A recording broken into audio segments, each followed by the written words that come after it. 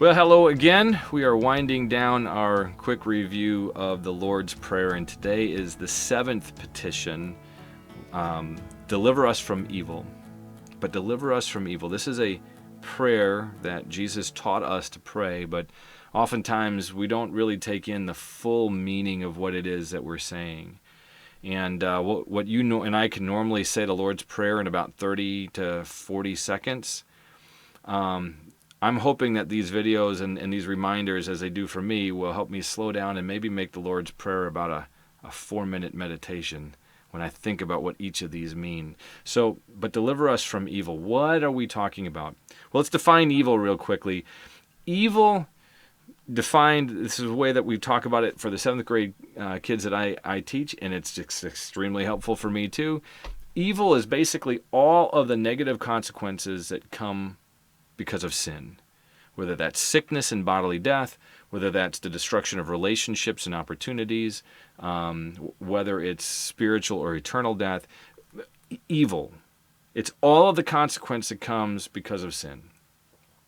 And again, that idea of sin, ultimately it's just a statement of, I don't trust you and I want to do things my way.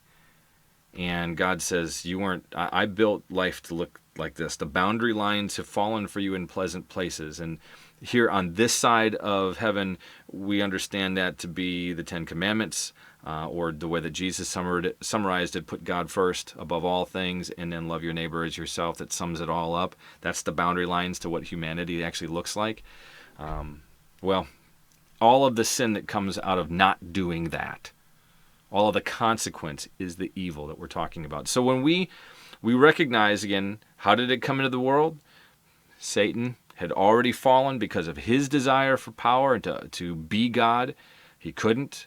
And so he tempts Eve and Adam. They sin. They bring sin into the world. They bring the consequence into the world. They bring evil into the world. And now evil makes life on this earth hard. It's hard. And we're asking God to do a number of different things when we say deliver us from evil. The one that we all would agree with is keep it away from me. Lord, I don't want evil.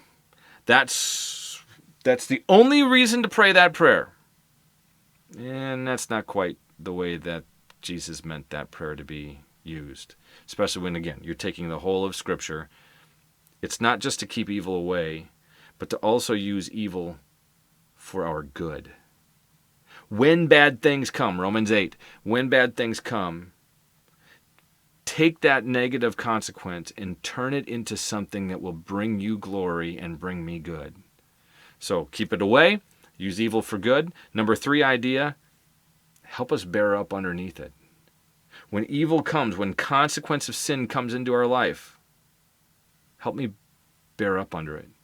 Give me the strength of faith, the strength of heart, the strength physically. Give me the ability to bear up under the consequence, whatever evil has come against me this day. And then lastly, the idea here is deliver us from evil. This is that prayer, part of the prayer that says, save me completely for the day when I will be completely free from evil when I'm with you in heaven. So deliver us from evil.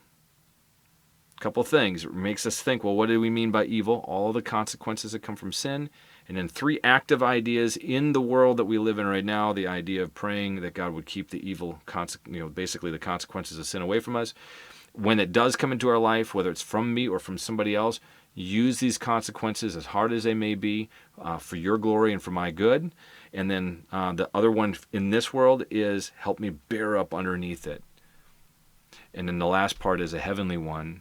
Deliver me in your time eternally from all evil forever. And that's when we, again, our bodies die and we go to be with Jesus in heaven. We're going to take a look real quickly at the Doxology. It's going to be the last one in this series. I hope it's been helpful as we give a pause and take a 40-second prayer and hopefully make it into a 5-minute meditation, that we really think about what it is that we're asking God for in these petitions. So we'll be back with that Doxology.